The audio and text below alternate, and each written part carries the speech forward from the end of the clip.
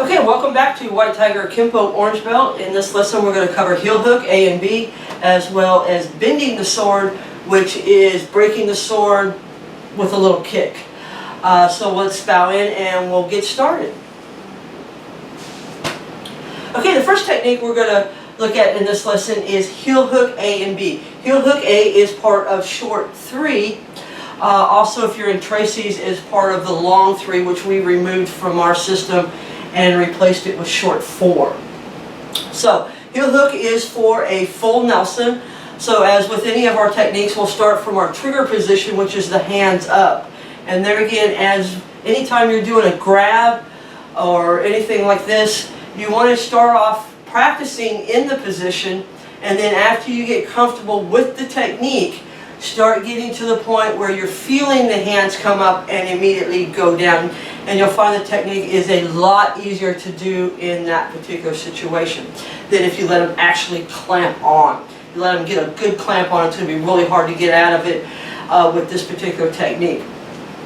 So, from our trigger position, our hands are up. We're in a full Nelson, which means they have their hands like this behind our neck, pushing most likely on the neck forward and down, putting the pressure on the back of the neck. So the first thing we're going to do is we're going to push back. And what this does is when you push back, they're going to push forward. And then when you go to drop, that forward is just going to kind of lose its grip because there won't be anything behind it after you drop your weight. So we're going to push back as hard as we can with our neck to get them to do that push. And then we're going to drop suddenly into a low horse stance as we drive both elbows down to our ribs. And what we're trying to do is when the hands are in this position, we want to take these elbows and drive them straight down on this to start loosening up that grip. And this is what I mean by if you let them clamp on, it's going to be a lot harder and you're going to feel it more in your neck as you get that grip released. So as you practice this, you want to get to the point where they don't get the actual lock on your opponent, or you. I should say you being the defender in this case. So we're going to push back and we're going to drive our hands straight down and drive them as hard as you can to break that lock of those fingers and to loosen that grip up. At this point, their hands should be most likely just kind of hanging out like this. Okay? Then we're going to lock the hands, and this will lock them to your body. So as we push down, we're going to pin them to our body, and then we're going to lock our arms. That'll make it harder for them to squirm out. Then from there, we're going to take our right foot, which here's the name it comes from. We're going to take the heel of our right foot, and we're going to hook it right into the opponent's inside of the left knee. Then we're going to do a side thrust kick to the other side, to the inside of the right knee, and then we're going to rake down the shin and stomp the foot. Okay, and that's heel hook A. So, from here, we drive down, we lock the arms, heel hook, thrust, rake, stomp. Okay, again, from this position, we're going to drive the arms down, we're going to try to break that grip, and at the same time, pin them to your arms. Then we're going to cross the arms to pin those arms and get them into so it's harder to get loose. Then we're going to hook, strike, slide, break. Okay, again, 1, 2, hook, thrust, slide, break. Okay, it's a really simple technique and it gets the job done when done properly. So from this position, your hands are up. Always start in your trigger position so the body memorizes what it needs to do when the hands go into a certain position. That's why we want to do that. We're building muscle memory. So when the hands go up, you'll know to go out.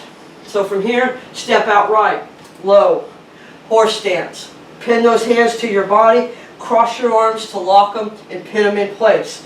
Hook with your right heel to their left inside knee or thigh, side thrust kick to the knee, rake down and stomp. Now in this particular one, this is going to be important once you hit to rechamber and slide down. You don't want to just kick and drop because you're going to be off balance and it's going to make it harder for you to do this technique and get it to work. So make sure when you kick, rechamber, rake, stomp. Okay, from this position, hands up, drive them down, pin them to your body, hook, kick, stomp as you rake down the shin. That's heel hook A. Heel hook B starts off like A, but instead of attacking the inside of the legs, which can be hard to do, depending on whether they're standing with their feet together or if they're feet apart. In order to get A to work, they have to be in this position so that you have access to those legs. But they may be standing upright, or their legs aren't far enough apart to really get any good solid kick going.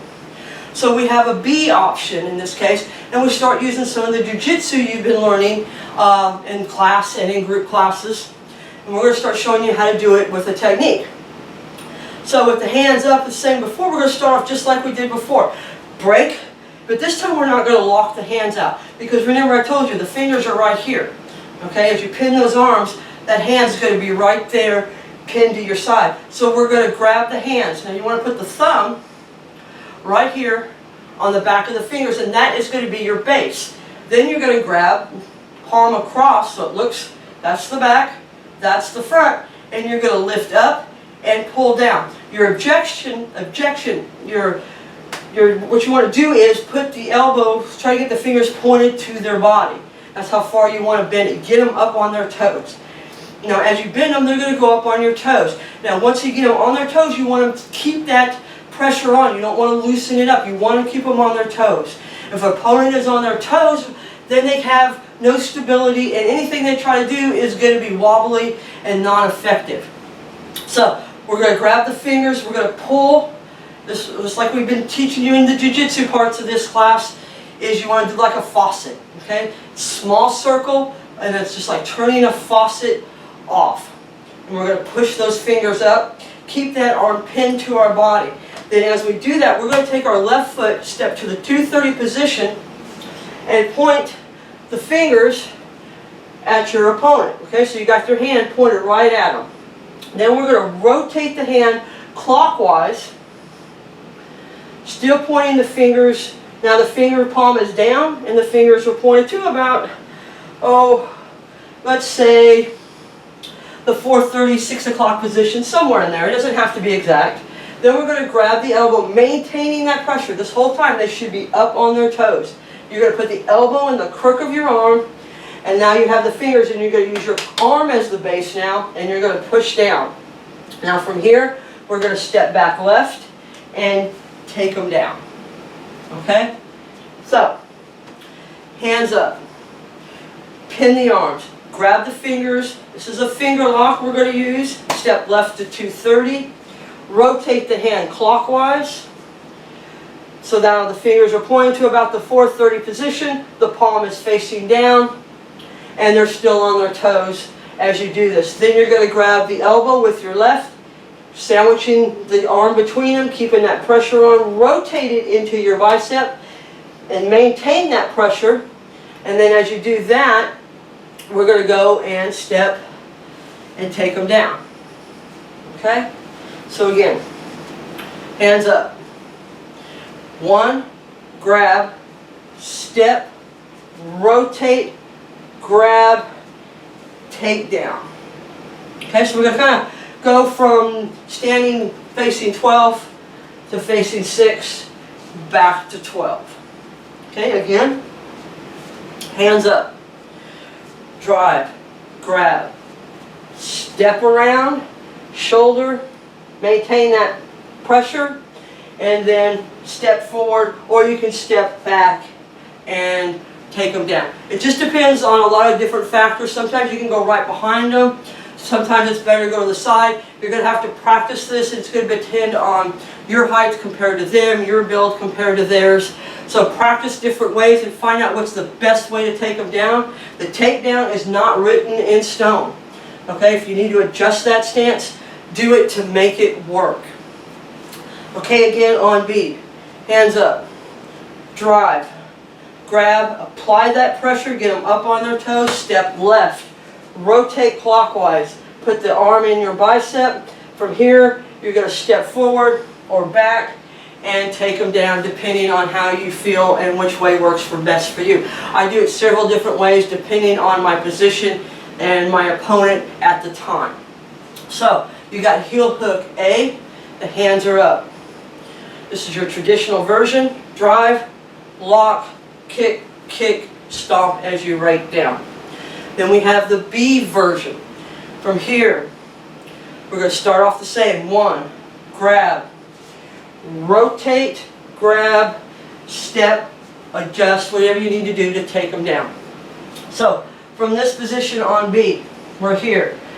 1, grab, step out, rotate clockwise, so now the palm is facing down and the fingers are pointed away. Grab the shoulder or the elbow, rotate into your own bicep, apply that pressure, still keep them that pressure on and on their toes, step or adjust and take them down from that position.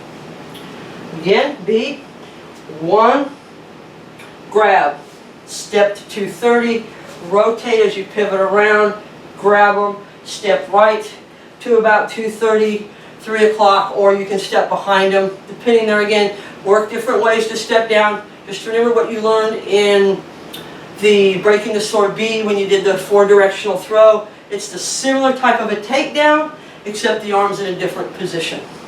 So one last review on heel hook. From here, actually let's do it from there. From here, down, grab, my fault, down, grab, step, rotate. Put the arm in and take them down from there. And that's heel hook A and B. Now, your next technique is bending the sword. This is a takeoff of breaking the sword B with a little kick, you could say. We're going to take it up a notch. Now, when you learn jiu-jitsu, you usually start off with handshakes. Handshakes turn to grabs. Grabs turns into punches. And that's the stair step that you're usually taught. You're taught first everything by a handshake, not because you're doing it that way. Then you're taught by a grab, and then you're taught with a punch. Nothing really changes other than the initiation move. Now, in this particular case, we have a grab. So someone's come up and grabbed, and we all know if someone's going to grab you, it's because they're going to punch you. So the first thing we want to do is neutralize their left or their right punch. So as the grab comes in, we're going to rotate, and just like breaking the sword B, okay? This is very much the same thing, except we're going to add a few different things to it to make it work a little more effective and give you some different ways of doing the same technique. So from here, we're going to rotate the arm over, okay? Just like we did on breaking the sword B, and we're going to step in and we're going to bump them. And we're going to lift up on that elbow. Now, before we do all that, we're going to add one more step to this. As we come in, we're going to soften them up is what we call this. Usually anytime we do a lock, we'd always start with some kind of a kick or a strike, and that's to soften them up. Because just putting a lock on someone that's standing there looking at you isn't going to happen. You've got to distract them. You've got to shift their weight. You've got to get them in a better position for you to make this work. So as we come in here, instead of just stepping in across, we're going to take that same motion and we're going to now turn it into a kick. So we're going to do a slice kick. Now a slice kick means we're just going to take the heel of our foot and we're going to just slice across the knee or the thigh. We're not actually kicking the muscle itself, we're just slicing through it. So as we come in, you slice through, just like that. Rechamber, set down. Now as we set down, we're right up against them and we're going to lift that arm. Get them up on their toes. Then we adjust back with our right, up and over, and down with a punch. Now, remember when doing this particular technique, it's very important that you have no space. Space will kill you in this particular scenario. Because what happens is if you've got a bunch of space between you and your opponent, they can just spin out of it. They can do any number of things to get out of it, and you're not going to have any control over them. So after you slice that kick, you need to bump them and lift that elbow up. Just like you would in breaking the sword B, except apply a lot more pressure to it. Keep them up against you. You should feel their shoulder right against you the whole entire time. There should be no air going through. Then you're going to slide back. Now this is what I don't want to see. I don't want to see the hands go above the head. Okay, that's another no-no with this technique. They'll come right out of it. You will never be able to get it to work if you put the hands above the head. Okay, so you need to slide it across your back. So we've done the kick, the elbows here, we're just going to slide their arm right behind us as we adjust, step forward, and punch. Now you don't want to go right behind them because that makes it easier for them to readjust their stance. You want to kind of go off to the side of them. More of your 11:30 or your 2:30 or 10:30, 2:30 positioning depending on what side you're doing it on. So from here, we grab, and at the same time we're going to slice that knee. So this is the first move. One and down. Okay, slice through the top of the knee, top through the knee, or through the thigh, the top of the back. All you're trying to do is soften them up, get them to buckle and loosen up. Boom. Rechamber, sit down. Get that arm up, adjust, up and over, and take down. Okay, again, bending the sword. This is just a takeoff of breaking the sword, and it's taking it one step further. Then later on you're going to see the exact same technique but off of a punch. We're going to do this a lot of different ways because the four-directional throw is a very versatile technique, and it's really one of my favorites. I pretty much can do this on anybody at any time because I've practiced it so much on different people in different ways. So from here, slice, step, pressure on the arm, slide across the body,